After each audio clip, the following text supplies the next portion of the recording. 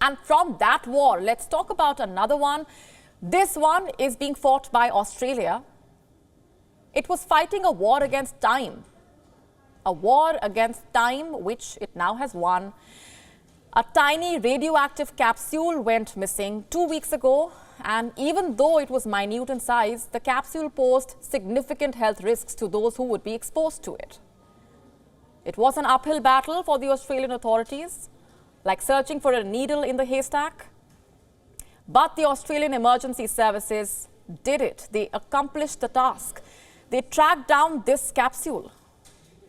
What is the fuss all about? Why did a coin-sized capsule trigger so much stress, so much fear? It was 8 millimeters long, 6 millimeters wide. But do not be fooled by its size. The capsule contained a small quantity of cesium-137, which is a radioactive material, the same one released in nuclear reactors. And who doesn't know about the horrors of such radioactive elements? Fukushima, unforgettable example.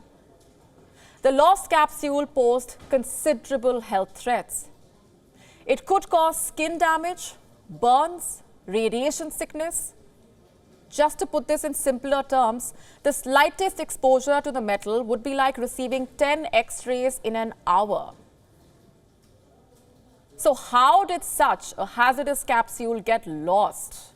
Why were the authorities so negligent? The gauge containing the capsule was being transported by a subcontracted company.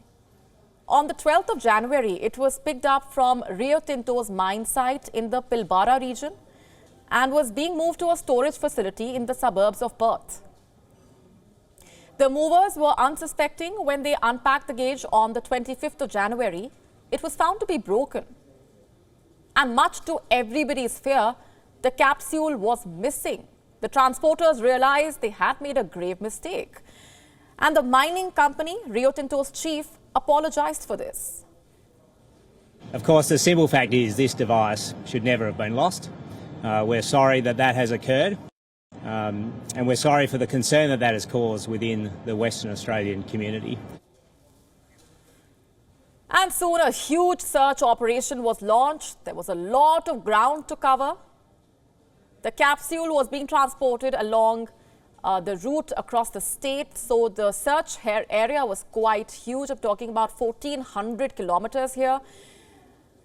The hunt involved a slew of government agencies.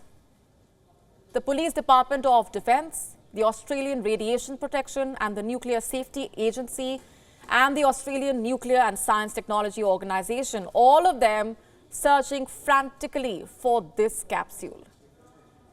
And it was finally tracked down after that week-long operation. They used specialized radiation detectors during that hunt. The capsule was found just a short distance away from the mine.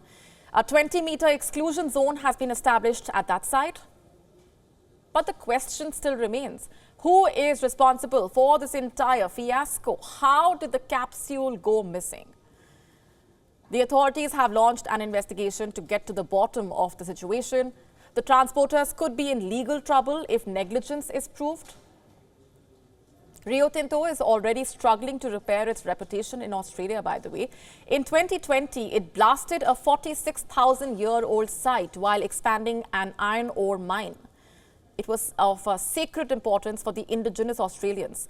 Many of its top bosses had to stand down after the incident. And before the mining giant could recover, it has been involved in yet another blunder. And it's not just Rio Tinto. The truth is, such radioactive blunders are not new. Sensitive and hazardous nuclear materials have time and again gone missing. Since 1950, there have been 32 nuclear weapon accidents that resulted in accidental launching, firing, detonating, theft or loss of the weapon. And these mishaps are known as broken arrows. To date, 6 nuclear weapons have been lost and never recovered.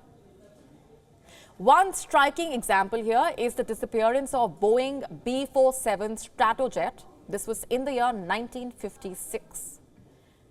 The aircraft took off from MacDill Air Force Base in Florida. It was supposed to land in Morocco after a non-stop flight. The flight was carrying 2 capsules of nuclear weapons material. It completed the first aerial refueling without incident, but it never made contact with its tanker for the second one. The base of the clouds was over 14,000 feet high. The visibility was poor. The aircraft went missing over the Mediterranean Sea without a trace. Extensive search failed to locate the missing flight or the crew. The nuclear capsules also disappeared. Sounds surreal, does it not? Where did the flight go? What about the nuclear capsules? Did they land in the sea? Just think of the radiation that must have produced. The health hazard that it could have posed.